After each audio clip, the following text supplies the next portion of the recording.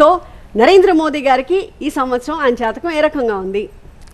నరేంద్ర మోడీ గారికి గత సంవత్సరంలో కొన్ని ఇబ్బందులు, అంటే ప్రజెంట్ నడుస్తున్నటువంటి సంవత్సరంలో కొన్ని ఇబ్బందులు, ఇప్పుడు ఎల్పిజి గ్యాస్ సిలిండర్స్ కానీ ఇలాంటివి ఎన్నో ఆటుపోట్లు, అదేవిధంగా రావాల్సినటువంటి బలం ఏదైతే రావాల్సిందో పార్లమెంట్లో అది రాలేకపోవటం, కొన్ని ఇబ్బందికరమైనటువంటి పరిస్థితులు, కొన్ని ప్రశ్నించబడేటువంటి కొన్ని పరిస్థితులు ఏర్పడ్డాయి.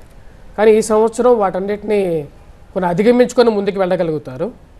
మరియు అదేవిధంగా కొన్ని రాష్ట్రాల్లో ఆయన జాతకరీత్యా కూడా కొన్ని రాష్ట్రాల్లో జయాన్ని మరియు అదేవిధంగా అధికమైనటువంటి ఓటింగ్ శాతాన్ని కూడా పొందగలుగుతారు.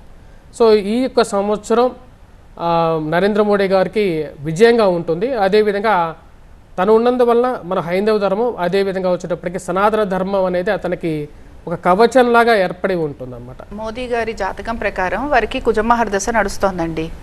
అది ఒకటి మనం గమనించాలి. రెండోది, ఇండియాకి సంబంధించిన జాతకం వేసినప్పుడు ఇండియా జాతక ప్రకారం కూడా కుజమహర్దశే నడుస్తోంది.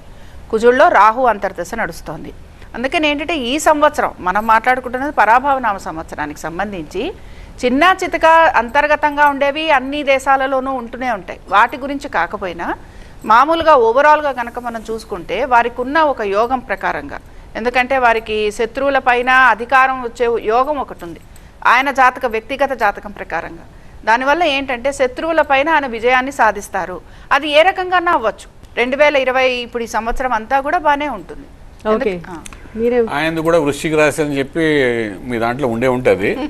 దానికి ఆదాయం బ్రహ్మాండంగా ఉంది, వ్యయం కూడా తక్కువగానే ఉంది. ఖర్చు తక్కువ పెట్టి రాష్ట్రాన్ని దేశాన్ని ఒక పద్ధతిలో తీసుకుని వెళ్ళిపోతాడు. ఆయన ప్రాబ్లం లేదు, ఆదాయం బాగానే వస్తుంది ఆయనకి ఈ సంవత్సరం. ఎందుకు వృశ్చిక రాశి ఆయన కాబట్టి ఆయన ఏ డబ్బు తీసుకోడు ఎక్కడాను, మామూలుగా రాశి ఫలాల ప్రకారం చెప్పాలంటే కూడాను.